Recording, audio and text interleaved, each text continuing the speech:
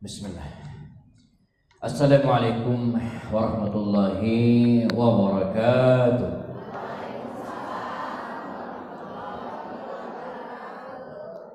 Ini udah pada dapat kue belum? Salamnya masih lemes kayaknya. Saya ulang lagi biar yang belakang ya mengulangi salamnya ya. Assalamualaikum warahmatullahi wabarakatuh.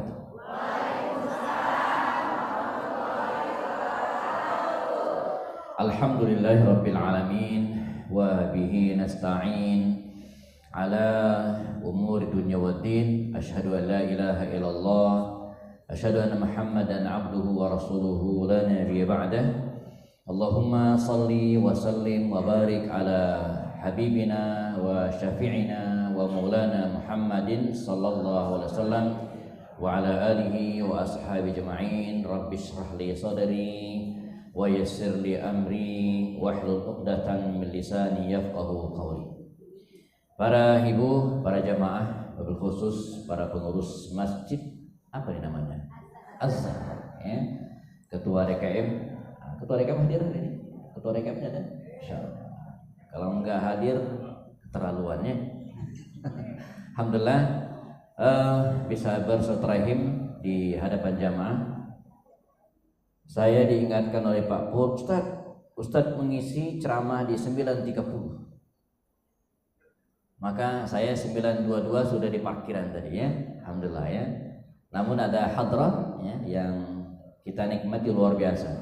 Kalau MC tadi mengatakan nyaris menitikkan air mata, betul. Jadi kalau kita nikmati syair-syair yang dikumandangkan dengan suara yang sangat merdu, ya, kita hayati maknanya. Betul Bu, kita nyaris tidak bisa membendung air mata kita ya mendengar lantunan syair tentang Rasulullah SAW ya.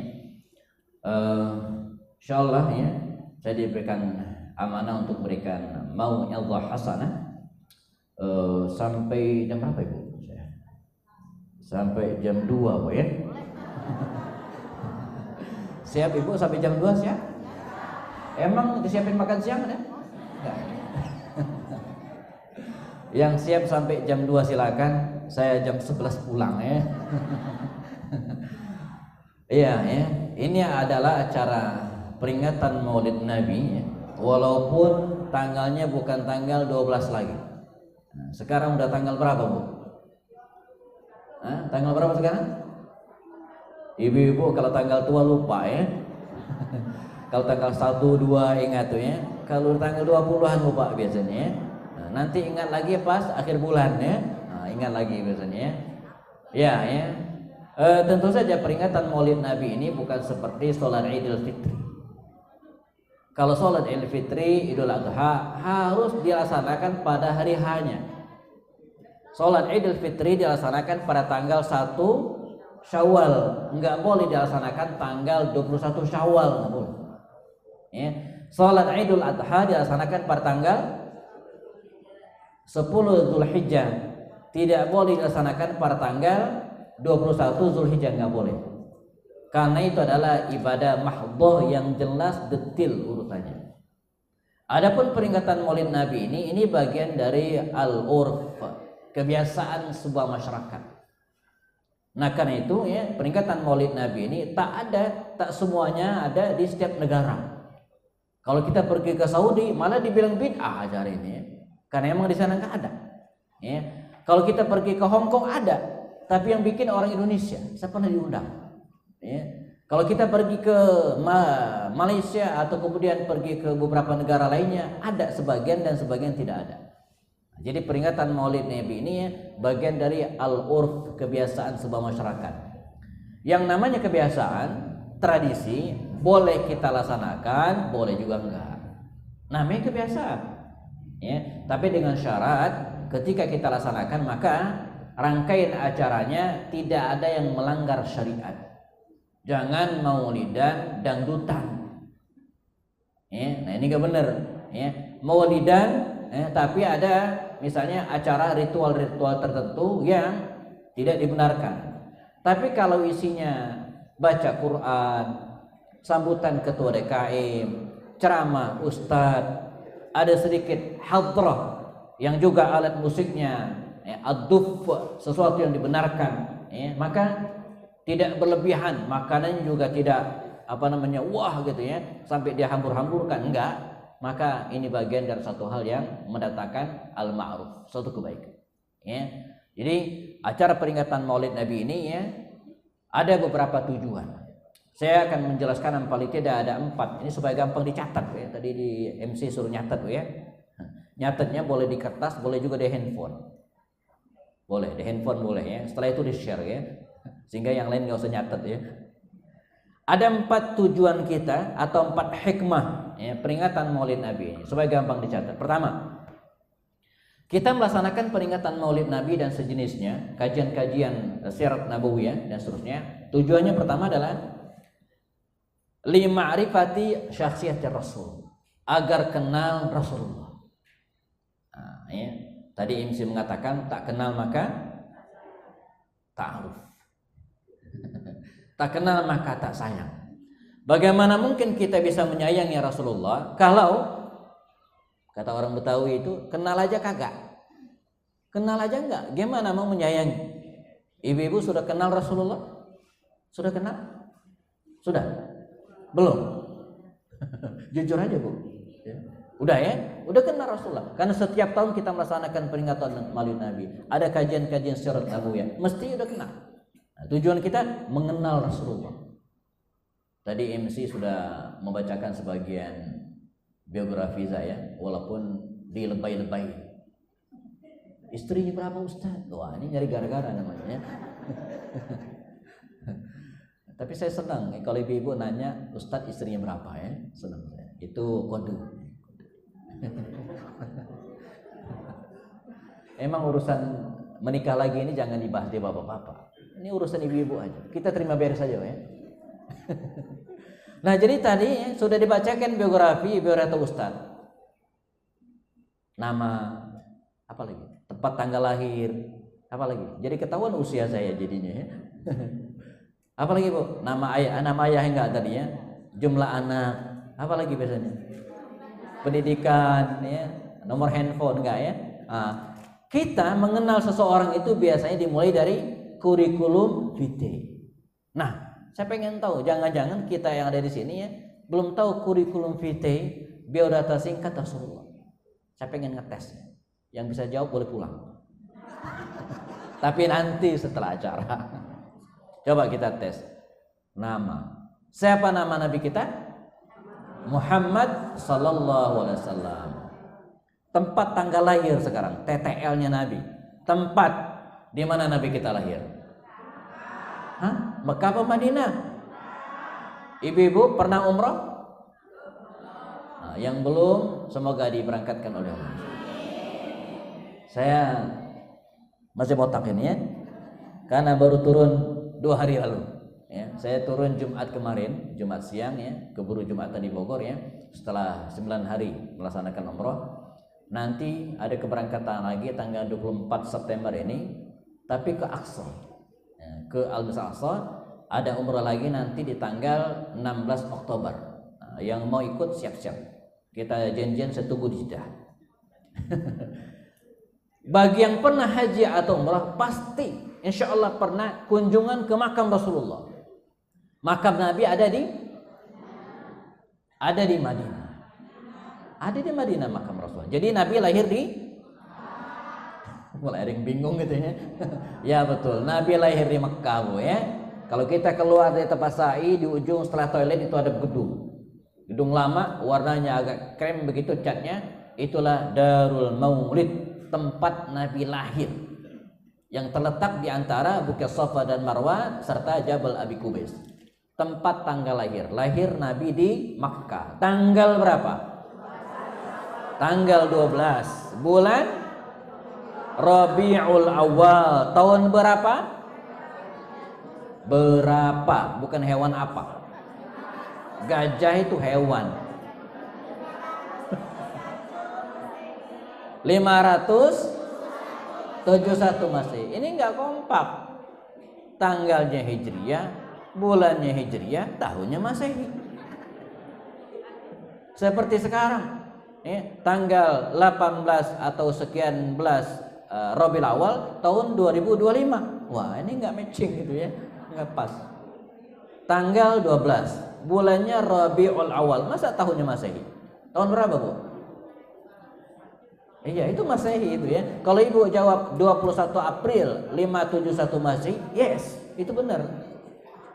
Ya, April 571 Masehi. Tapi kalau 12 Rabiul Awal tahun berapa Hijriah itu?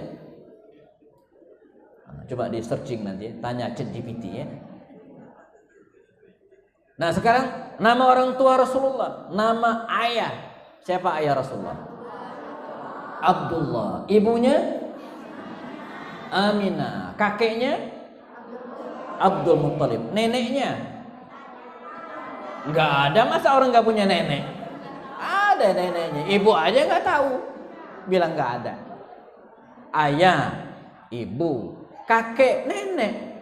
Ayahnya Abdullah, ibunya Aminah, kakeknya Abdul Muttalib, neneknya Nyonya Abdul Muttalib. Kan kakeknya Abdul Muttalib, berarti neneknya Nyonya Abdul Muttalib. Namanya Fatimah binti Amr. Demikian tercantum dalam kitab Sirah Ibnu Hisham. Fatimah dicatat ya, ntar ada door prize. Ada door prize ya?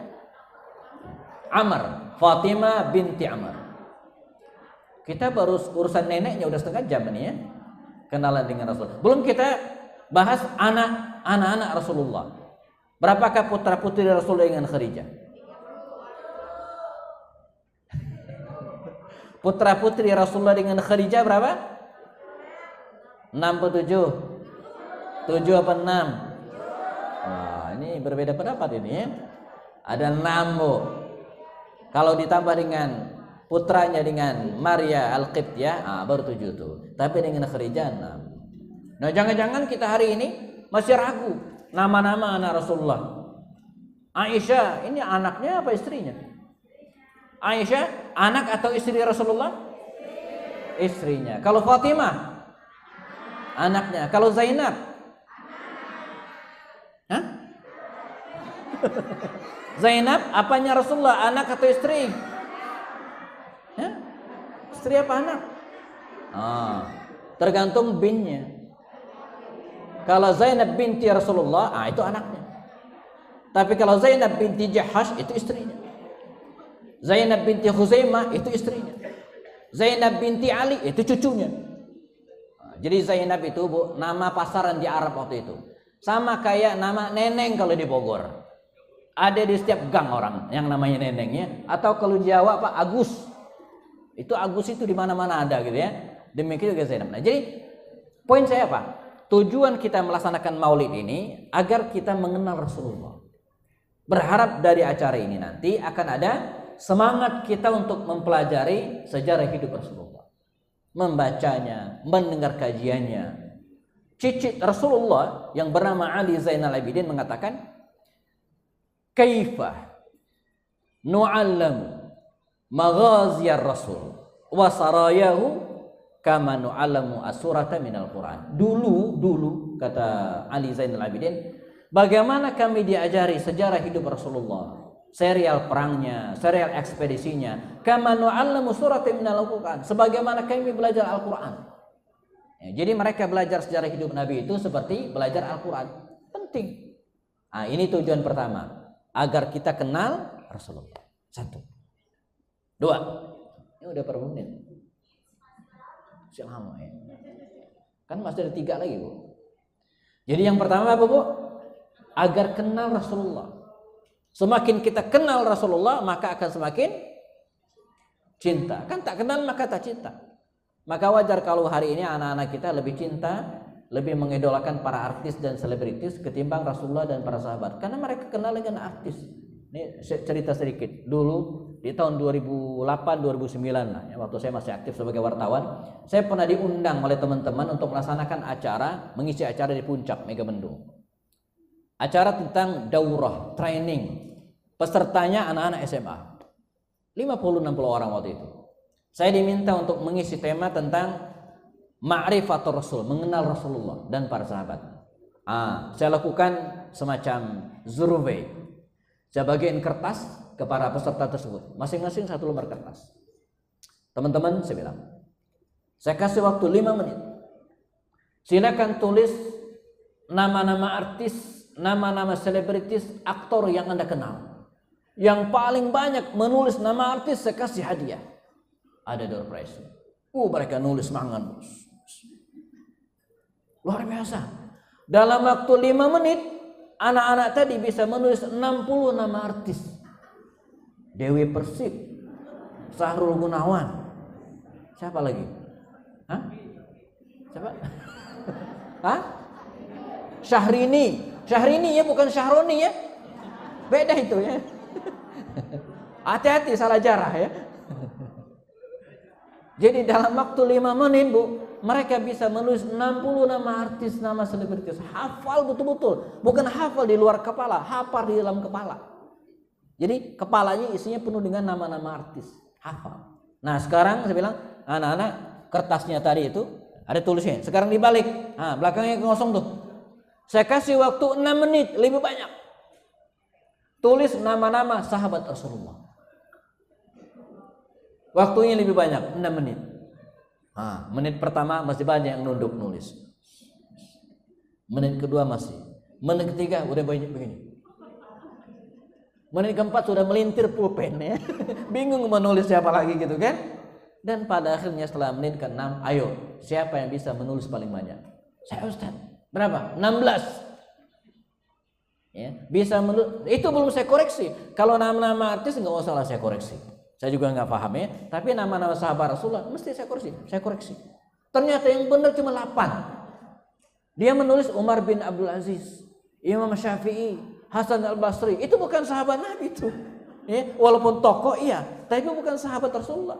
Sahabat Rasulullah itu minimal memiliki 3 kriteria. Laqiya Rasulullah, aslama, tufial Islam. Ketemu Rasulullah, masuk Islam, dan meninggal dalam keadaan Muslim. Itu sahabat Rasulullah. Maka yang ada di sini jangan ngaku sahabat Rasulullah ya. Kita nggak pernah ketemu beliau. Jadi cuman bener 8. Ini fakta.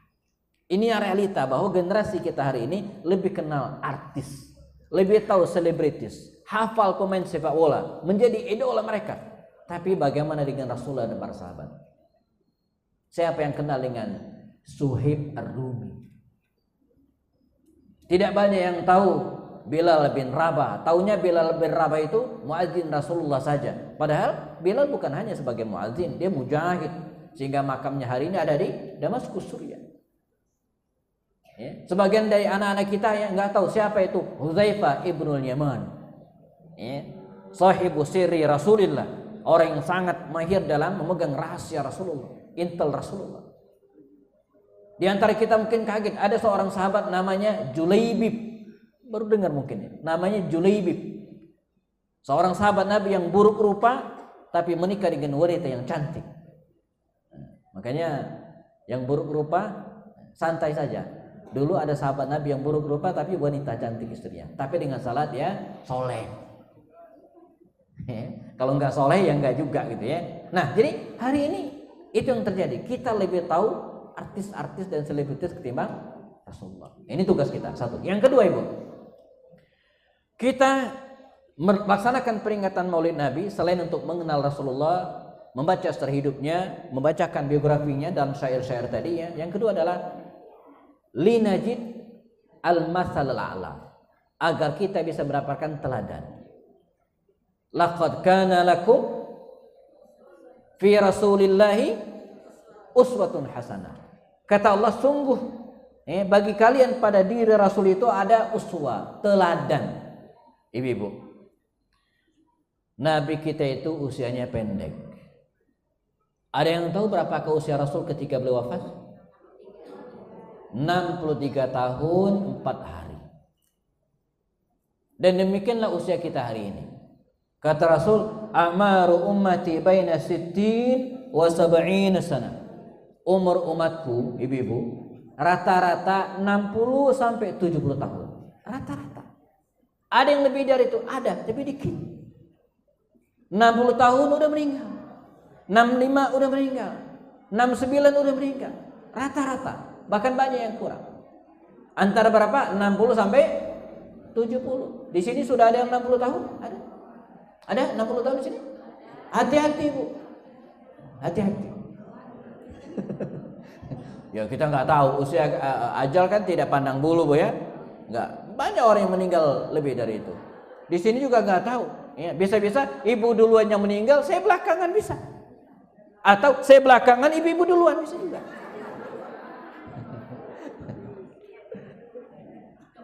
Jadi umur Rasulullah itu pendek, 63 tahun. Tetapi keteladanannya panjang. Umur Rasulullah itu pendek, apalagi dibandingkan dengan nabi-nabi sebelumnya. Nabi-nabi sebelumnya panjang. Ada yang tahu usia Nabi Nuh? Nabi Nuh alaihissalam disebutkan dalam Al-Quran usianya, walaqad arsalna Nuhan ila qaumihi falabitha fihim alfa sanatin illa khamsina amah. Kata Allah, kami utus Nuh kepada kaumnya sebagai rasul. Falabitha fihim, dan menetap, Nuh tinggal berdakwah di tengah kaumnya itu selama alfa sanatin, 1000 tahun, illa khamsina amah, kurang 50. Berapa, Bu? 1000 kurang 50 berapa? Ibu-ibu disuruh ngitung duit cepat banget ya. 1000 kurang 50 berapa, Bu? Ini bukan duit, ini bukan kembalian bayar sayur, bukan ya. 950 tahun itu bukan kembalian beli sayur, bukan, tapi usia Nabi Nuh 950 tahun. Itu lamanya berdakwah. Usia lebih dari itu. Saya nggak tahu Nabi Nuh ini awet muda atau awet tua ya. Hampir atau 1000 tahun, jauh sekali dibanding dengan Rasulullah. Namun demikian, mohon maaf ya, kalau kita bicara tentang uswah, tentang keteladanan, walaupun usia Nabi Nuh itu panjang, Bu, mari kita diskusi. Kira-kira pelajaran apa yang kita bisa ambil dari sejarah Nabi Nuh? Pelajaran apa? Keteladanan apa yang bisa kita ambil dari sejarah Nabi Nuh yang panjang itu? Tentang kesabaran.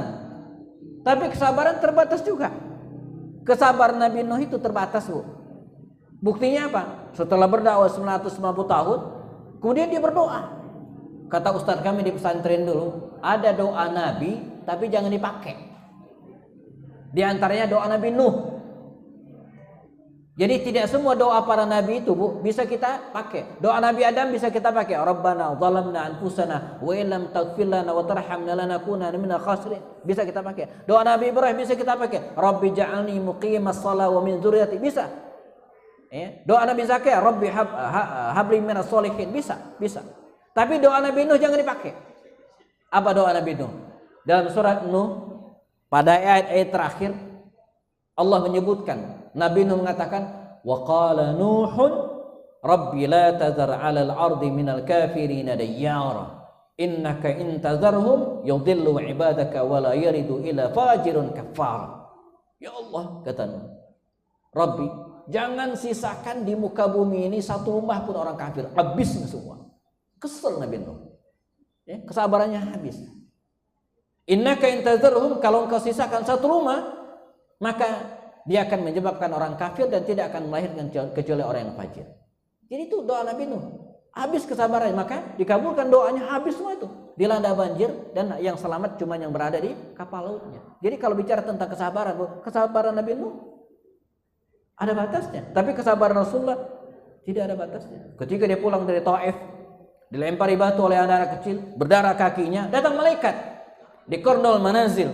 Ya Muhammad, kata malaikat, in syi'ta, kalau engkau pengen, kami bisa angkat al-akhsyabatain, 2 bukit besar Makkah itu kami timpakan ke penduduk Taif. Kebayang, Bu? Melarikan diri, dikejar sampai kaki berdarah, tiba-tiba ada yang nolongin. Kira-kira kalau kita gimana tuh? Gaskan, ayo.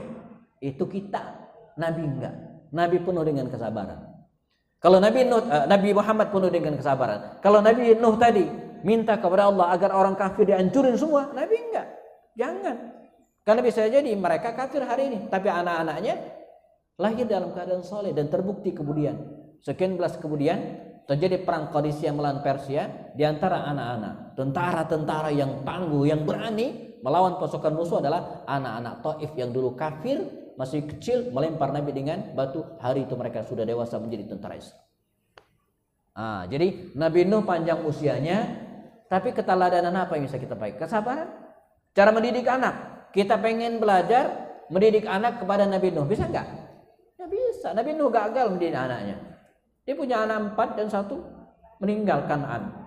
Mendidik istri, Nabi Nuh gagal mendidik istrinya, ya kan? Daraballahu mathalan lil ladzina kafaru imra'ata Nuh wa imra'ata Lut. Allah memberikan perumpamaan contoh orang kafir, istri Nabi Nuh dan istri Nabi Lut kafir. Kita pengen belajar misalnya menjadi panglima perang kepada Nabi Nuh, bisa nggak? Nggak bisa. Atau nabi yang lain misalnya, Nabi siapa? Nabi Musa. Nabi Musa kan banyak tuh cerita dalam Al-Quran. Coba, pelajaran apa yang bisa kita ambil dari kisah Nabi Musa? Contoh apa coba? Tongkat jadi ular? Nggak bisa. Itu mujizat. Membelah lautan dengan tongkat? Nggak bisa. Apa? Dari tangannya keluar cahaya. Bisa kita contoh? Nggak bisa. Tuh, nggak keluar cahaya. Tuh, nggak keluar, nggak bisa. Apa? Keteladanan apa yang bisa kita ambil dari Nabi Musa? Menyusun strategi perang, menjadi panglima perang, nggak bisa. Menjadi kepala negara, kita pengen menjadi kepala negara, pengen ngelola Indonesia ini seperti Nabi Musa, nggak bisa. Nabi Musa tidak pernah jadi presiden, tidak pernah jadi kepala negara. Nabi Musa itu lama ngurusi Fir'aun. Fir'aun tenggelam, dia disibukkan oleh Bani Israel yang bandelnya nyampe sekarang.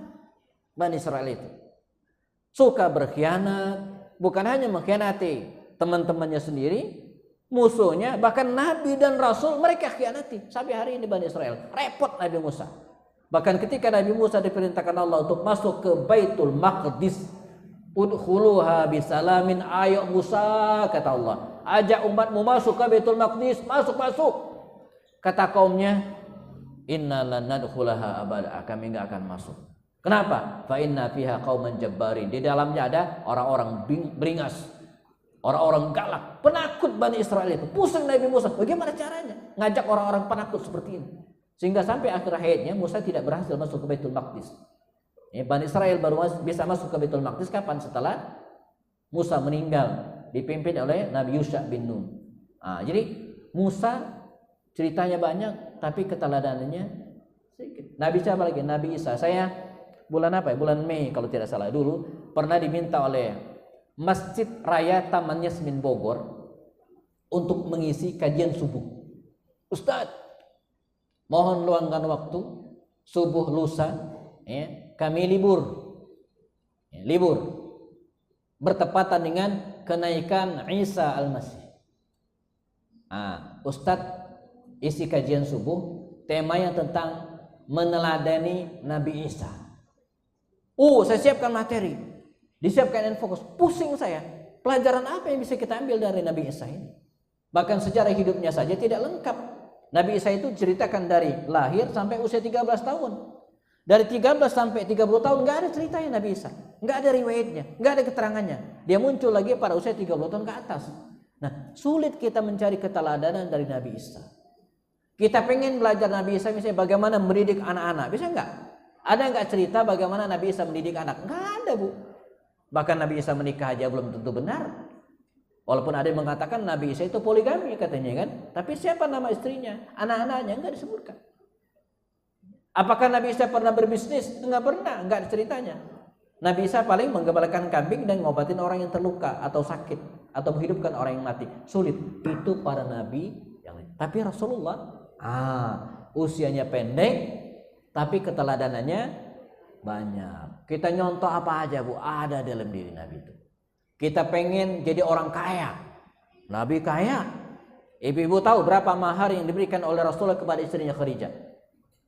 Berapa mahar mas kawin yang diberikan Rasulullah kepada istrinya Khadijah? Isruna bakrah, 20 ekor unta. Ada yang tahu berapa harga seekor unta sekarang? Mana yang jualan unta, ada nggak di sini? Jualan kambing nih, jurkam. Jualan sapi. Ada data mengatakan minimal paling murah, dan unta itu hewan yang paling mahal. Makanya hari ini orang-orang Saudi itu kalau berkurban sudah banyak yang berkurban sapi. Mengapa? Karena harga unta mahal. Toh pahalanya sama kata mereka kan. Kurban sapi dengan unta kan sama-sama itu ya. Maka mereka berkurban sapi hari ini karena unta harganya mahal. Anggap saja 1 ekor unta 50 juta Bu, dikali 20 1 miliar. Jadi Nabi dulu memberikan mahar kepada istrinya tak kurang dari 1 miliar. Itu belum uang cash. Dulu Ibu masih ingat berapa mahar yang diberikan suami Ibu? Seperangkat alat sholat plus musolahnya, enggak. Bagus tuh. Ada teman cerita, akhwat dilamar oleh calonnya.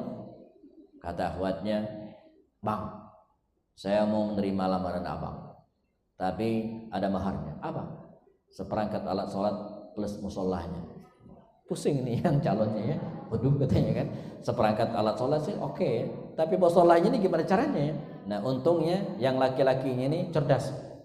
"Adinda, abang emang belum bisa menyiapkan musolahnya, tapi baru siap jadi imamnya gitu, dan menikahlah mereka gitu ya." Nah, jadi Rasulullah itu kaya. Kata Dr. Syafi Antonio, ya, pemilik Sekolah Tinggi Ekonomi Tazkiyah Sentul ya, dosa kita kalau menyebut Nabi itu miskin, Nabi itu kaya. Dosa kalau menyebut Nabi itu kere, Nabi itu kaya. Ya. Walaupun suatu saat dia pernah mengganjal perutnya dengan batu karena lapar, tapi itu tidak setiap hari, pada kondisi-kondisi tertentu saja. Jadi Nabi itu sempurna hidupnya. Kita pengen menjadi pengusaha, para bapak sekalian, Nabi itu pengusaha, pebisnis. Bahkan lamanya Rasulullah menjadi pengusaha lebih lama daripada menjadi Nabi.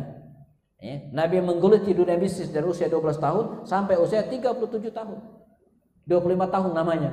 Dan menjadi Nabi dari usia 40 tahun sampai usia 63 tahun, 23 tahun saja. Jadi teori-teori tentang bisnis, tentang keuangan betul-betul jelas dalam kehidupan Rasul. Kita pengen menjadi apa? Panglima perang. Nabi itu panglima perang. Ada sekian puluh peperangan yang dipimpin oleh Rasul dengan strategi-strategi yang luar biasa. Saya sekarang sedang menulis buku ya. Akan ada 9 buku serial perang di masa Nabi. Sudah terbit 5.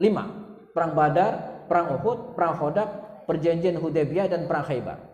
Nah, yang ke-6 akan terbit tahun ini insyaallah, udah selesai naskahnya, tinggal finishingnya. Perang Mu'tah, gerbang pembebasan Al-Aqsa judulnya. Jadi dari cerita-cerita perang tersebut kita ketahui bahwa Nabi itu seorang panglima perang yang ahli dalam mengatur strategi perang. Bagaimana Nabi bisa memenangkan perang Badar? Jumlah kaum muslimin cuma 313, jumlah musuh 1000 orang lebih, dan kaum muslimin menang. Itu bukan hanya doa saja, tapi juga strategi. Ya, ketika mereka dikepung oleh musuh 10.000 tentara ingin menyerang Madinah, sementara kaum muslimin cuma 3.000 orang, dan kaum muslimin menang dengan strategi parit, menggunakan parit sebagai benteng pertahanan. Nah, jadi Nabi seorang pebisnis, Nabi seorang apalagi panglima perang, Nabi seorang kepala negara. Pustaka Al-Kautsar, penerbit tenar di Jakarta, itu pernah menerbitkan buku jelang Pilpres kemarin, judulnya Muhammad sallallahu alaihi wasallam seorang negarawan. Ya, Rasul itu seorang kepala negara yang sukses. Rasulullah juga sebagai seorang guru. Nah, saya kebetulan S1, S2, S3 saya di bidang pendidikan. S3 saya di bidang manajemen pendidikan Islam dengan disertasi judulnya Konsep Pendidikan Kewirausahaan Rasulullah untuk Anak-anak. Jadi saya banyak sekali mengoleksi buku-buku tentang pendidikan Rasulullah. Di rumah saya itu ada pojokan khusus tentang pendidikan ala Rasulullah. Ada buku judulnya Tarbiyatun Nabi li Ashabi, bagaimana Nabi mendidik para sahabatnya. Ada buku judulnya Atfalul Muslimin Kaifa Rabbahum Nabi, anak-anak muslim bagaimana Nabi mendidik mereka. Ada buku terkenal Tarbiyatul Aulad fil Islam, pendidikan anak dalam Islam. Jadi Nabi itu seorang guru, seorang pendidik. Nabi juga seorang dokter. Nah, sekarang sedang dikembangkan teori-teori tentang apa? Tibun Nabawi. Pernah dengar istilah ini? Tibun Nabawi, pengobatan ala Nabi. Sedang dikembangkan sekarang. Sedang dikembangkan pengobatan Tibun Nabawi. Saya sempat sepesawat dengan Dr. Zaidul Akbar. Pernah dengar nama ini? Dr. Zaidul Akbar. Saya duduk sampingan, saya berguru banyak dengan beliau tentang bagaimana menjaga kesehatan yang baik ala Rasulullah. Jadi Nabi itu seorang dokter. Maka ada buku judulnya Muhammad is a Doctor. Muhammad seorang dokter. Teori-teori tentang kesehatan Rasulullah. Ada juga buku Muhammad is a Trader yang ditulis oleh Afzalur Rahman. Muhammad seorang pedagang. Jadi Nabi itu multi keteladanan. Walaupun usianya pendek, sekali lagi tapi keteladanan banyak. Termasuk diantaranya bagaimana Rasulullah mendidik keluarganya. Saya pernah diminta oleh orang Malaysia nulis buku. Ya. Gara-gara buku saya dibajak di Malaysia, saya cari, ketemu. Akhirnya deal, saya dibayar, mereka minta lagi. Ustaz, bisa tak nulis buku tentang kisah-kisah romantis Rasulullah? Siap, saya bilang. Maka saya pun menulis buku tersebut dan terbitlah dengan judul Rasulullah pun begitu romantis. Judulnya. Di Malaysia terbitnya. Rasulullah pun begitu romantis. Di Indonesia terbit lagi dengan judul yang berbeda. Judulnya Betapa Romantis Rasulullah. Mirip-mirip lah ya. Ada 26 hadis romantis Rasulullah, Bu, dengan istrinya. Luar biasa. Jadi Nabi itu seorang yang sangat romantis dengan keluarganya. Buku ini saya tulis agar dibaca oleh bapak-bapak. Faktanya banyak mama yang beli buku ini. Saya yakin kayaknya bapaknya kurang romantis kayaknya ya. Kisah-kisah romantis Rasulullah betul-betul menginspirasi kita bagaimana menjaga hubungan yang baik dengan pasangan kita. Banyak. Misalnya saya ingin contohkan, ini hadis Rasulullah. Saya ingin contohkan dalam sebuah hadis dikisahkan dari Aisyah. Kata Aisyah radhiyallahu anha, ini salah satu contoh romantisme Rasulullah dengan keluarganya.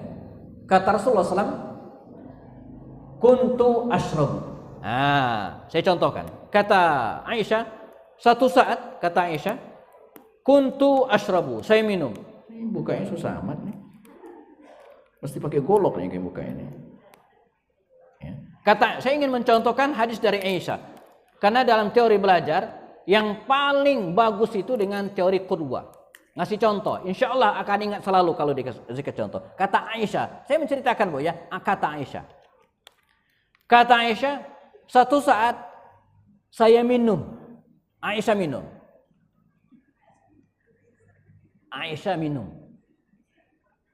Kuntu ashrabu. Fatanawalahun Nabi, lalu tempat wadah minum tadi yang dipakai oleh Aisyah masih dengan gelas yang sama, ada air situ. Fatanawalahun Nabi, diambil oleh Rasul. Fawadha'a fahu fi mawdhi'i fi. Lalu Rasul meletakkan bibirnya di mana saya meletakkan bibir saya. Alhamdulillah. Ustadznya emang lagi haus nih kayaknya. Ini judulnya Bu, minum segelas berdua. Nabi itu minum segelas berdua dengan Aisyah istrinya. Ibu-ibu sering minum segelas berdua dengan bapak di rumah, suami? Sering? Ketahuan malas cuci piring. Makan sepiring berdua, malas cuci piring namanya. Ini bagian romantis. Nabi itu minum di tempat wadah yang sama. Dalam riwayat yang lain dikisahkan oleh Sofia. Tadi Aisyah, sekarang Sofia binti Huyai, salah seorang istri Nabi.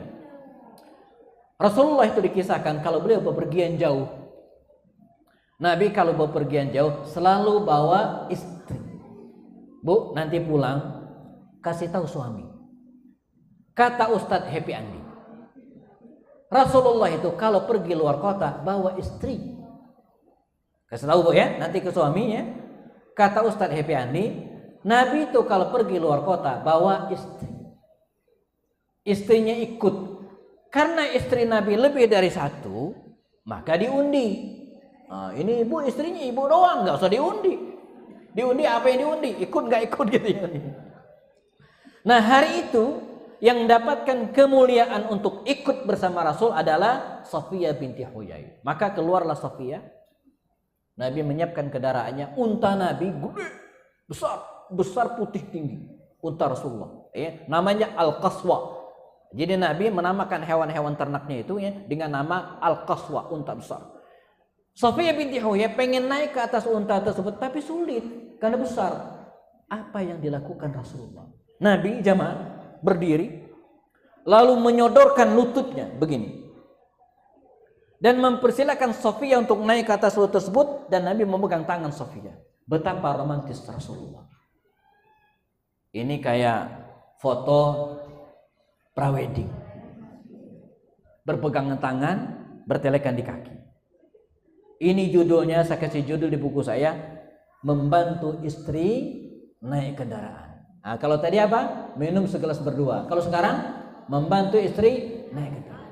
Ibu-ibu sering dibantu suami naik kendaraan. Misalnya naik mobil, pintunya dibukain, benar dibukain biasanya. Dibukain. Atau dibentak. Mi, bunda, buruan. Atau yang naik sepeda motor, helmnya dipasangin pernah? Pernah dulu waktu 2 hari habis nikah. Kalau sekarang udah 10 tahun enggak kayaknya ya.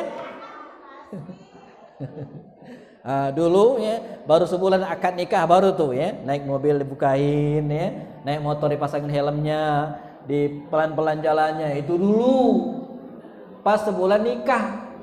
Sekarang udah 2 tahun, udah 5 tahun, udah 10 tahun enggak.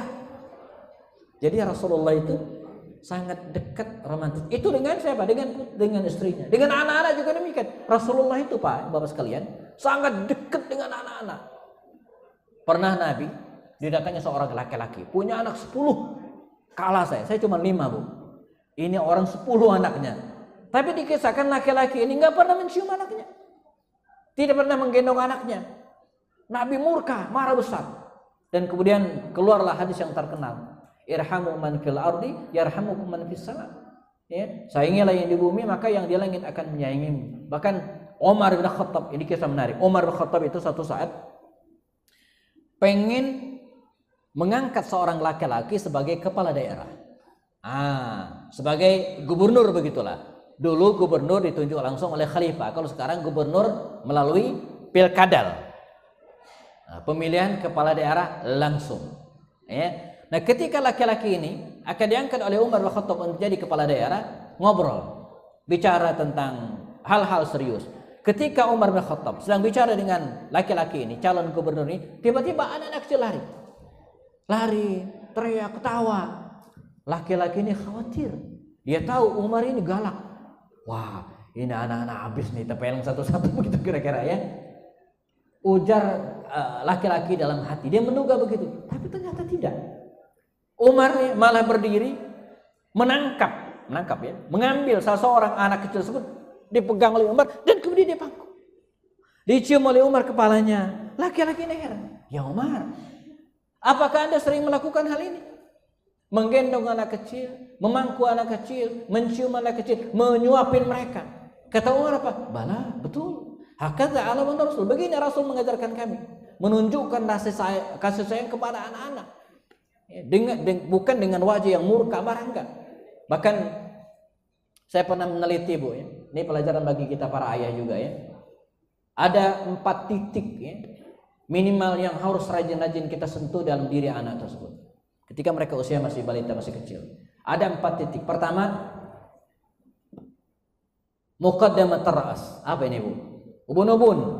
Anak-anak kita sering-seringlah pegang ubun-ubunnya. Usap dan doakan. Cium ubun-ubunnya. Baik lagi tidur ataupun tidak. Yang kedua adalah apa ini namanya? Jabha. Kening. Cium kening mereka, usap kening mereka. Yang ketiga adalah al-khadain. Cium pipinya, usap pipinya. Yang keempat adalah al-kafain. Telapak tangan. Dan ini masing-masing ada penjelasannya. Ketika seorang ibu, ketika seorang ayah mencium dan mengusap ubun-ubun anaknya, ini adalah usapan ciuman doa. Dulu kalau kita membawa anak kita ke pesantren, membawa anak kita ke seorang kiai ustadz, maka ustadz itu akan mengusap kepalanya. Ini adalah usapan doa, ciuman doa. Kening, ketika seorang ibu, seorang ayah mencium kening anaknya, ini adalah ciuman kebanggaan. Ketika dia pulang dari sekolah, ayah, aku menang lomba, ayah, nilai aku besar. Cium keningnya Bu.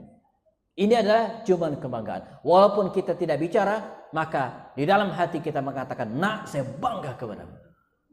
Yang ketiga adalah ciuman pipi. Ini ciuman kasih sayang. Ibu mencium pipi anaknya, ayah mencium pipi anaknya. Ini adalah ciuman kasih sayang. Tangan, ini adalah pegangan jabatan persahabatan, ciuman persahabatan. Seorang ayah mencium tangan anaknya, artinya apa? Dia bersahabat dengan anak tersebut. Nah, jadi kata Umar bin Khattab, hakadza alaman Rasul. Begini kami diajarkan Rasul, menyayang anak kecil. Bahkan Nabi pernah ditemukan dalam riwayat, lagi sholat, cucunya masuk di kolong. Pernah ketika Nabi sedang memimpin sholat berjamaah, di suatu saat, ya, sujud Nabi lama sekali sujudnya. Kata para sahabat, kenapa itu Nabi lama sekali sujudnya? Jangan-jangan Nabi sakit, jangan-jangan menerima wahyu, terusnya. Akhirnya yang berada di depan ini, Bu, ngangkat kepalanya, ngintip. Apa yang terjadi? Ternyata Rasulullah sedang sujud, di pundaknya naik cucu beliau, Umamah binti Abil As. Putra beliau, cucu beliau dari anaknya namanya Zainab. Nangkring di pundak Rasulullah. Dan Nabi bela-bela yang sujudnya lama, khawatir cucunya ini jatuh. Begitu Rasulullah memperlakukan anak-anak. Hakadza alaman Rasul. Begini Nabi mengajarkan kami. Kata laki-laki yang calon gubernur ini, kalau saya punya anak banyak, tapi tidak pernah saya cium, tidak pernah saya gendong, tidak pernah saya suapin, tidak pernah saya ganti pakaiannya. Kenapa? Kan ada emaknya katanya. Kan ada ibunya. Nah, kita, Pak, jangan-jangan hari ini seperti orang ini nih. Jangan-jangan ketika anak kita keluar dari toilet, dari kamar mandi, ayah, mana baju aku? Oh, ke ibu sana, ke ibu sana. Pernah nggak gitu, Bu? Ayah, di mana sepatu aku, di mana? Pengen sekolah. Oh, tanya sama ibu sana. Abi, di mana pulpen aku? Oh, tanya sama Umi sana. Abi, aku minum susu. Semuanya serba Umi, semuanya serba bunda, semuanya serba ibu. Ayah merasa cukup dengan mencari uang. Bu, kita bagi tugas. Ibu ngurus anak, saya nyari duit. Akibatnya apa? Dia nggak tahu apa-apa tentang pendidikan anaknya. Tidak. Rasulullah sangat peduli dengan pendidikan anak. Kata laki-laki ini, saya punya banyak anak, tapi nggak pernah saya tunjukkan kasih sayang itu. Nggak pernah saya cium, nggak banyak. Kata Umar berdiri, wailaka, sialan lo, kata orang Betawi. Punya anak tapi tidak diurus, punya anak tidak ditunjukkan kasih sayang. Umar tidak jadi mengangkat laki-laki ini sebagai gubernur. Gak jadi gubernur, Bu. Mengapa? Bagaimana mungkin Anda bisa menyayangi rakyat kalau anak sendiri tidak pernah ada sayangnya? Man lam yukim ahlahu lam yukim daulatahu. Kata Umar bin Abdul Aziz di kemudian hari, barang siapa yang gak becus, gak ngurus anak-anaknya, gak ngurus keluarganya, jangan berharap bisa memimpin negara. Jadi Rasulullah ya adalah teladan dalam semua aspek kehidupan apapun, termasuk juga dalam hal ibadah. 2. Sekarang yang ketiga. Pertama apa tadi, Bu? Kita melaksanakan peringatan Maulid dengan hikmahnya agar kita mengenal Rasulullah. Yang kedua, agar kita bisa meneladani Rasulullah, menjadikan Nabi sebagai idola kita, sebagai teladan kita. Laqad kana lakum fi Rasulillahi uswatun hasanah. Yang ketiga, kita melaksanakan kajian sirat nabawiyah, memperingati sejarah Rasulullah, dan seterusnya. Tujuannya untuk memudahkan kita memahami Al-Quran, untuk memudahkan kita memahami Al-Quran dan memahami hadis. Karena Al-Quran itu, ibu sekalian, itu global. Nah, detailnya, pelaksanaannya ada di hadis-hadis dan sejarah hidup Rasulullah. Bisa nggak kita sholat tapi ngandalin Quran saja, tidak pakai hadis, tidak pakai sejarah Rasul? Nggak bisa. Karena Al-Quran cuma mengatakan begini, aqimus shalah wa atuz zakat. Dirikan sholat, tunaikan zakat. Gimana sholat? Nggak ada detailnya. Paling detail warka'u wasjudu, ruku dan sujudlah. Apa yang kita baca, bagaimana itu nggak ada di Al-Quran, ada dalam sejarah hidup Rasulullah, di hadis-hadis. Saya pernah, bukan debat, tapi sedikit menjelaskan kepada salah seorang mahasiswa saya di kampus Akademi Kimia Analisis Bogor. Saya dosen di sana. Ini orang menganut sekte, menganut pemahaman sesat. Kalau jemaah pernah dengar, aliran ini namanya aliran Inkarus Sunnah. Jadi saking pengen selamatnya, dia hanya menjadikan Al-Quran sebagai pegangan dan tidak mau percaya kepada hadis. Karena hadis itu banyak yang dhaif, lemah dan seterusnya. Di Indonesia kelompok ini namanya Inkarus Sunnah, divonis sesat oleh MUI. Nah, di Bogor dulu ada yang seperti ini. Saya debat dengan saya. Saya nggak percaya dengan hadis. Jadi kita beragama ini cukup dengan Al-Quran saja. Baik, saya bilang.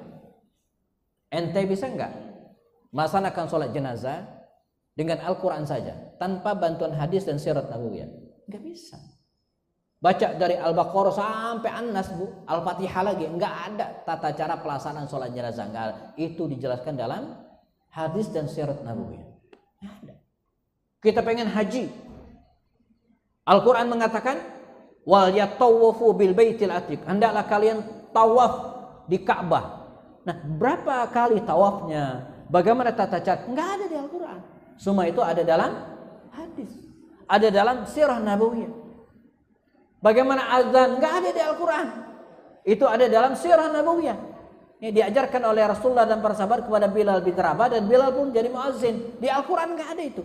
Nah, jadi semakin paham kita sejarah hidup Rasulullah, maka akan semakin mudah kita memahami Al-Quran dan menjalankan Islam ini.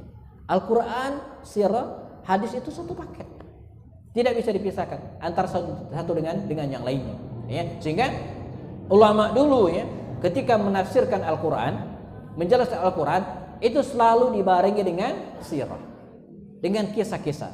Misalnya, silakan baca kitab tafsir Ibnu Katsir. Beliau menafsirkan Al-Quran itu dengan sirah, dengan hadis, dengan kisah-kisah. Ya, jadi Al-Quran ditafsirkan dengan hadis-hadis Rasulullah SAW. Sebab mengapa demikian? Sebab ayat-ayat Al-Quran itu ada asbabul ad-nuzulnya, ada sebab latar belakang turunnya.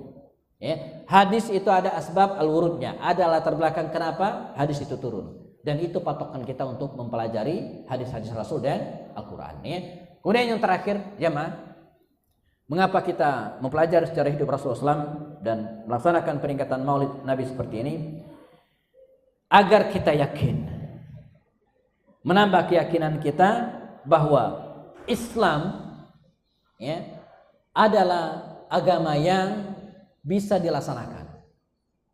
Saya ulangi, kita memperingati Maulid Nabi, mengenal Rasulullah agar yakin bahwa Islam ini adalah agama yang betul-betul bisa dipraktikkan. Buktinya apa? Rasulullah dan para sahabat pernah praktikkan.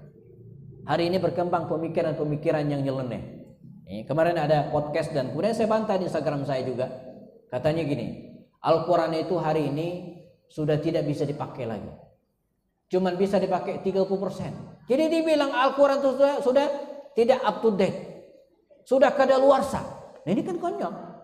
Dia memberikan contoh misalnya tentang perbudakan. Sekarang tidak ada perbudakan. Sementara Al-Quran menjelaskan tentang perbudakan. Nah, ini belajar Islam nggak tuntas namanya gitu kan. Dia belajar Islam nggak tuntas. Dalam Islam, ya, perbudakan itu ada pada saat itu. Dan Islam datang untuk membasmi perbudakan. Makanya ada di Al-Quran. Ya, sebagai solusi atas permasalahan pada waktu itu. Ya. Dan hari ini bahkan kalau kita lihat Al-Quran disandingkan dengan hadis, dia bisa menjadi sumber inspirasi. Banyak sekali orang-orang hari ini ya, bahas kalian ya, masuk Islam setelah justru mempelajari Al-Quran dan hadis-hadis Rasulullah. Saya pernah ketemu dengan seorang ini, penutup mungkin ya, ada seorang mu'allaf. Tahu mu'allaf tuh? Ya, belum lama masuk Islam di Australia, di Melbourne. Ketemu saya, ngobrol. Saya dulu ateis, kata dia. Bapaknya ateis, nggak punya agama, ibunya Kristen. Lahirlah anaknya. Sampai usia 40 tahun dia tidak punya agama. Namun pada akhirnya dia mikir, lama-kelamaan mikir, kayaknya saya perlu agama katanya. Sebab kalau saya doanya ke siapa? Ya?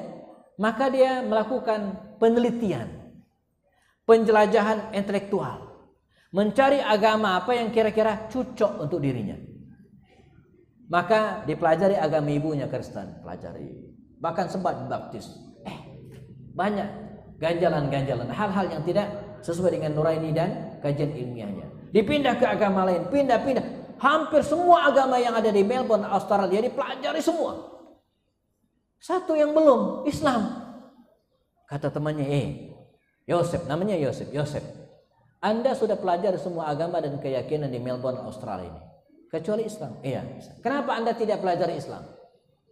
Kenapa Anda tidak pelajari Islam? Kata dia apa? Ngapain saya belajar? Ngapain saya mempelajari agama teroris? Jadi disebut Islam itu agama teroris, Pak. Ya. Ngapain saya mempelajari agama tukang bom, tukang kelahi, agama miskin, terbelakang? Ini image di kepalanya begitu. Ya. Tapi demikianlah qadarullah, ya. Dia otaknya yang jernih berpikir, saya tidak adil. Kalau saya pelajari semua agama sementara Islam tidak, dia coba-coba, Bu. Dia coba-coba pelajari Islam. Dia beli Al-Qur'an, dipelajari satu-satu. Semakin lama, ya, semakin membuat dia penasaran. Banyak temuan-temuan ilmiah yang cocok dengan realita hari ini dan ada di Al-Qur'an. Diberikan beberapa contohnya, ya. Akhirnya di satu Ramadan, ini ceritanya lucu endingnya, ya. Dia penasaran. Setelah mempelajari Al-Quran, ya, melalui teks-teks yang ada, akhirnya kan dia butuh dialog.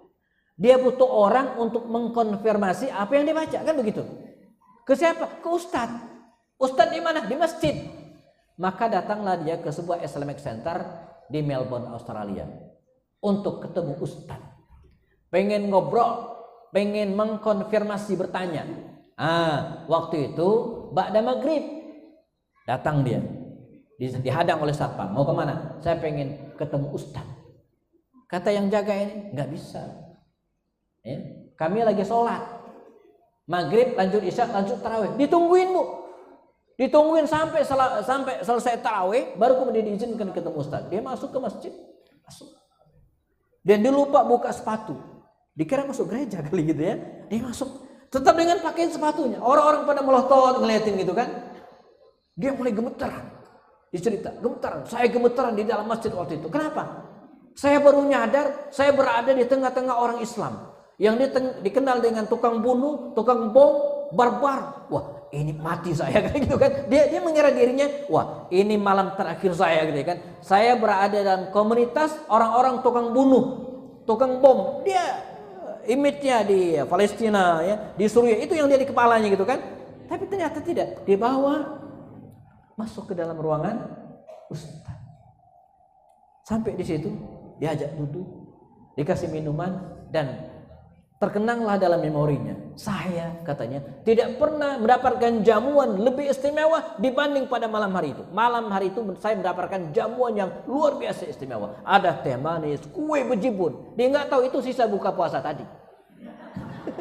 Bukan khusus nyiapin dia gitu ya. Dia GR aja gitu ya. Dan terjadilah dialog. 2-3 kali dialog dan Yosef pun masuk Islam dan mengganti namanya dengan Muhammad Yusuf. Setelah itu dia mengatakan, apa yang kemudian menyebabkan dia masuk Islam? Karena Rasulullah. Saya belum pernah menemukan ajaran yang begitu mulia, ya, begitu luar biasa ketimbang Islam yang diajarkan oleh seorang nabi. Bahkan tata cara masuk toilet pun ada aturannya dalam Islam. Ya, coba agama mana yang mengajarkan seperti itu? Kita kalau masuk toilet ada aturan nggak, Bu? Ada. Masuk dengan tangan kanan, menghadap kemana, tidur, ada semua. Semua unsur kehidupan ini ada aturan dalam Islam. Saya belum pernah menemukan ajaran yang lebih sempurna dari ini, dan dia pun masuk Islam sampai sekarang. Dengan pelajari sejarah hidup baginda Rasulnya, kita akan mengetahui tentang kesempurnaan Islam ini. Ini akan membuat kita semakin bangga dengan Islam dan siap untuk mengamalkan dengan maksimal. Nah, inilah ya 4 hikmah, jamaah, peringatan Maulid Nabi pada hari ini, ya. Semoga kita bisa meneladani Rasulullah, menerapkannya dalam kehidupan kita sehari-hari, dan jadikan beliau sebagai idola dan teladan bagi kita dalam kehidupan ini. Ini sampaikan, semoga bermanfaat, dan saya kembalikan ke MC. Saya nggak tahu MC mau ngapain, mau dibubarin, mau kasih makan apa, terserah ya. Atau mau dikasih door prize, silakan. Sementara saya tutup, ya. Jazakumullah khairan. Billahi taufik. Wassalamualaikum warahmatullahi wabarakatuh. Waalaikumsalam warahmatullahi wabarakatuh. Oke. Tadi disebutkan ada hadiahnya, Ibu, ya. Wah, siapa ya? Ini basic banget untuk mengetahui betul-betul tadi sampaikan oleh MC, apakah ibu-ibu menyimak atau tidak, ya. Sebutkan 4 hikmah peringatan Maulid Nabi hari ini.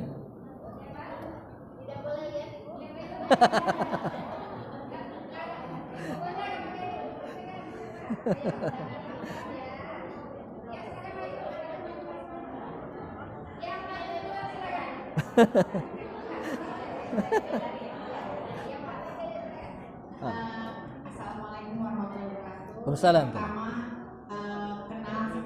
kenal dengan Rasulullah. Mengenal Rasulullah. Yang kedua, Rasulullah yang keteladanan. bisa meneladani Rasulullah. Yang ketiga, memudahkan kita memahami Quran hadis. Satu lagi terakhir. Satu lagi agama agama yang kita ini ya Anut? agama Islam. Aha. Agama Islam yang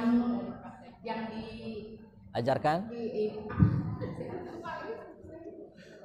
yang memahami agama Rasulullah, agama Islam. Ya, dibenarkan Bu ya. Nah, walaupun ngomongnya belibet tapi benar ya. Insyaallah dapat hadiah ya. Wah, keren. Terima kasih Ustaz. Ya. Sekarang ibu-ibunya yang bertanya ke Ustaz. Monggo. Takutnya ibu-ibu ini masih kurang paham yang disampaikan oleh Ustaz tadi. Kalau ada yang mau bertanya silakan. Dapat 12 juga Bu. Wah. Dipersilakan 2 orang saja. Silakan. Oke. Sebutkan nama dari majelis mana ya Bu? Bismillahirrahmanirrahim. Assalamualaikum warahmatullahi wabarakatuh. Salam. Saya dari Bu Ida dari Majelis Taklim An-Nur Villa Mutiara Serpong. Ini Pak Ustadz, tadi kan Pak Ustadz bilang bahwa kelahiran Nabi adalah tanggal 12 Rabiul Awal 571 Masehi.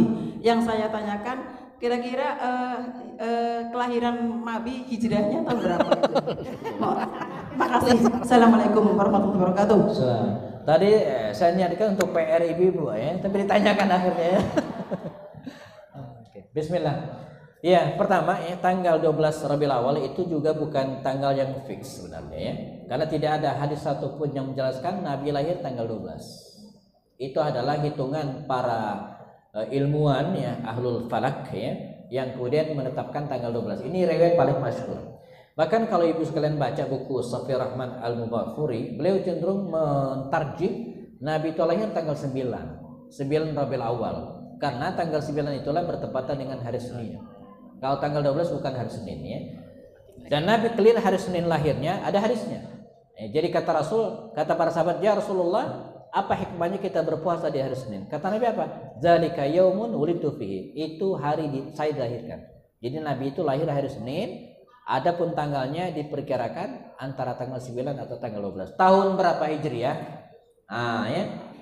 Penanggalan disebut dengan Hijriah, ya. Ini adalah momentum Rasulullah ketika hijrah dari Makkah ke Madinah. Jadi kita ngitungnya apa? Ngitung mundur. Ya, ketika Rasulullah mendapatkan wahyu, usia beliau 40 tahun. Lalu berdakwah di Makkah selama 13 tahun. Jadi ketika hijrah usia Nabi 53 tahun. Maka jawabannya Nabi lahir tanggal 12 bulan Rabiul Awal tahun 53 SH. Sebelum Hijriah. Jadi 53 sebelum hijrah. Karena Nabi sebelum hijrah. Setelah 53 tahun usianya baru Nabi hijrah. Nah, peristiwa setelah hijrah baru kemudian disebut dengan tahun hijrah. Misalnya perang Badar tahun kedua Hijriah. Karena 2 tahun setelah hijrah. Perang Uhud tahun ketiga Hijriah. Fathu Makkah 8 Hijriah. Nabi wafat 11 Hijriah. Abu Bakar meninggal 13 Hijriah. Umar meninggal 23 Hijriah. Utsman wafat 35 Hijriah. Ali meninggal 40 Hijriah. Jadi demikian. Hari ini 1447 Hijriah. Hitung Hijriah. Adapun Rasulullah lahir sebelumnya, maka bisa disebut dengan sebelum Hijriah. Toh ada sebelum Masehi juga kan, ada kan? Nah, Nabi Ibrahim lahir sekian ribu sebelum Masehi, maka Rasul lahir 53 SH sebelum hijrah. Gimana Ibu? Alhamdulillah ya dapat ya. Satu lagi deh. Ibu-ibu atau bapak-bapak ya? Dikasih yang tanya dikasih aja. Ya. Bapak-bapak ada yang mau bertanya ke bapak-bapak? Kira-kira bapak-bapak ada yang mau bertanya ya? Kalau enggak kita kasih. Ini dapat hadiah Ibu. Ada. Oke, kalau enggak ibu-ibu aja nih. Tanya kata bapak, serahkan sama semuanya pada ibu-ibu. Silakan ibu-ibu yang mau bertanya. Silakan. Ayo Bu, masih ada satu door prize-nya. Satu lagi silakan. Yang tadi ragu. Iya, Sada Muria. Ini. Maaf Ibu. Enggak kedengeran. Kan yang denger aku doang. Bismillahirrahmanirrahim. Assalamualaikum warahmatullahi wabarakatuh. Assalamualaikum. Nama saya Mulia dari Majelis Taklim Al-Nasrani. Yang saya mau tanyakan ini tentang peristiwa perang Badar ya. Perang Badar katanya jumlah kaum musyrikin itu lebih banyak daripada kaum muslimin. Tapi kaum muslimin bisa menang ya. Nah, keteladanan apa yang kita bisa ambil dari sejarah itu untuk kehidupan kita sekarang ini? Oke, makasih Ustaz.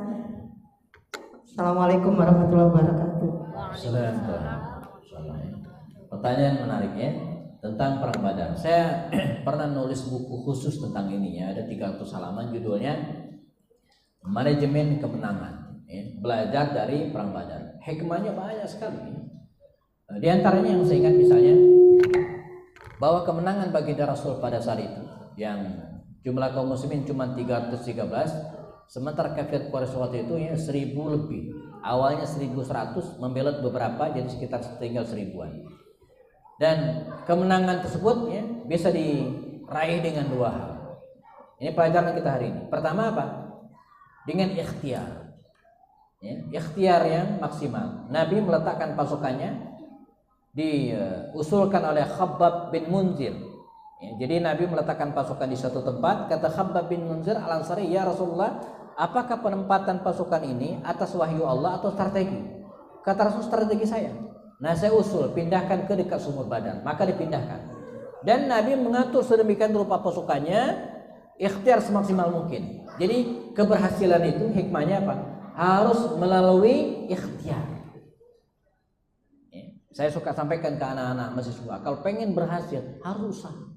Jangan tidur dulu, mager kata anak sekarang. Enggak, ikhtiar yang maksimal. Tugas kita sebagai manusia berikhtiar semaksimal mungkin, sebagaimana Nabi berikhtiar untuk menangkan perang Badar. Yang kedua, jangan lupa ketika perang berlanjut, Nabi berdoa, Allahumma intahlak hadhil asaba lam yabqa ala wajhil ardi ahadun ya'budu. Ya Allah, menangkanlah kami dalam perang ini.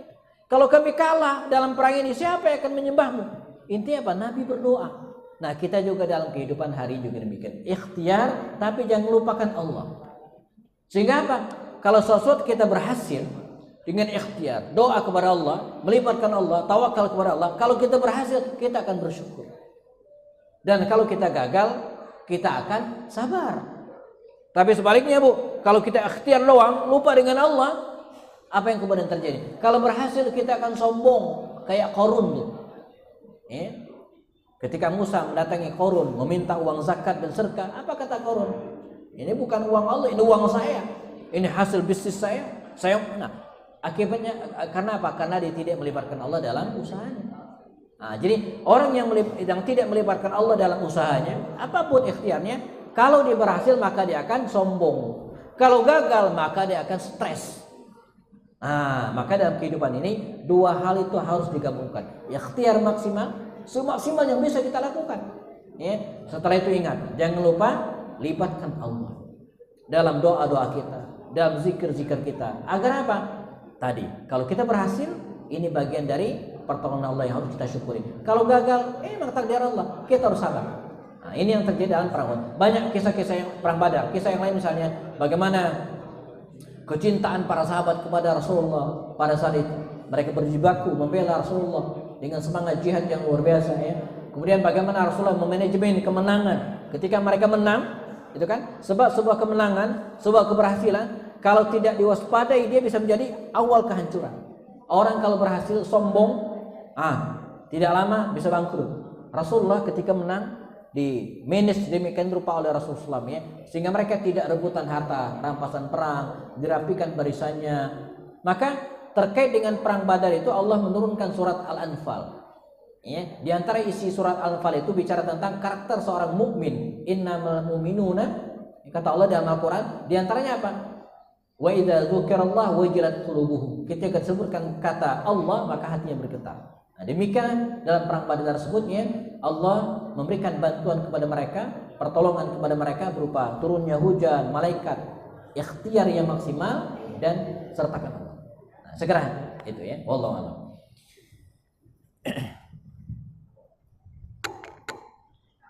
Ini Ustazah Muriah ada kenang-kenangan. Alhamdulillah. Terima kasih Pak Ustadz atas Sama-sama. jawabannya. Barakallahu fiik. berakhirlah acara kita, sudah sampai ke penghujung ya. Tidak afdol rasanya kalau kita tidak berdoa sebelum kita. Rabbil alamin, minasy syakirin, hamdan na'imin, hamdan yuwafi ni'amahu wa yukafi mazidah. Allahumma rabbana lakal hamdu kama yanbaghi li jalali wajhikal karim 'azim sultanik. Allahumma rabbana zalamna anfusana wa illam taghfir lana wa tarhamna lanakunanna minal khasirin. Allahumma rabbana hab lana min azwajina wa dhurriyyatina qurrata a'yun waj'alna lil muttaqina imama. Allahumma rabbana ja'alna muqimis salah wa min dhurriyyatina rabbana taqabbal du'a. Allahumma rabbana ja'alna min ahlil Qur'an. Allahumma rabbana ja'alna min ahlil Qur'an. Allahumma rabbana ja'alna min ahlil Qur'an. Allahumma rabbana ja'al Qur'ana syafi'an lana yawmal qiyamati wa li ahlina ya rabbal alamin. Rabbana hab lana min azwajina wa dhurriyyatina qurrata a'yun waj'alna lil muttaqina imama. Allahumma a'izzal Islam wal muslimin wa ahlikil kafarata wal musyrikin wa ahlik a'da'aka a'da'ad-din. Allahumma ansur ikhwanana al muslimin al mujahidin al mustad'afina fi Palestin. Allahumma ansurhum nasran azizan qariban ya rabbal alamin. Allahumma anqidhil masjid al-aqsa minal yahudi was suhyuni wal kuffar. Allahumma arzuqna salata fihi qabla al-mamat ya rabbal alamin. Rabbana atina fid dunya hasanah wa fil akhirati hasanah وفي الآخرة حسنة وقنا عذاب النار وقنا عذاب النار وقنا عذاب النار سبحان ربك رب العزة عما يصفون وسلام على المرسلين والحمد لله رب العالمين. Demikian jamaah, mohon maaf jika ada kekeliruan. Kalau ada jarum yang patah, cakep. Kalau ada jarum yang patah, jangan disimpan di dalam laci. Kalau ada kata yang salah, jangan laporin ke polisi. Ntar saya ditangkap ya. Burung irian, burung cendrawasih. Cukup sekian, terima kasih. Assalamualaikum warahmatullahi wabarakatuh. Waalaikumsalam warahmatullahi wabarakatuh. Ibu, mari kita jawab sama-sama baca istighfar. Astagfirullahaladzim. Jangan bubar dulu ibu, kita belum tutup dengan doa kafaratul majlis ya. Jangan bubar dulu. Astagfirullahaladzim. Astagfirullahaladzim. Astagfirullahaladzim. Subhanaka wa bihamdika asyhadu an la ilaha illa anta astaghfiruka. Di kampus Akademi Kimia Analis. Tapi ngajar agama Islam. PAI-nya. Wassalamualaikum warahmatullahi wabarakatuh. Waalaikumsalam.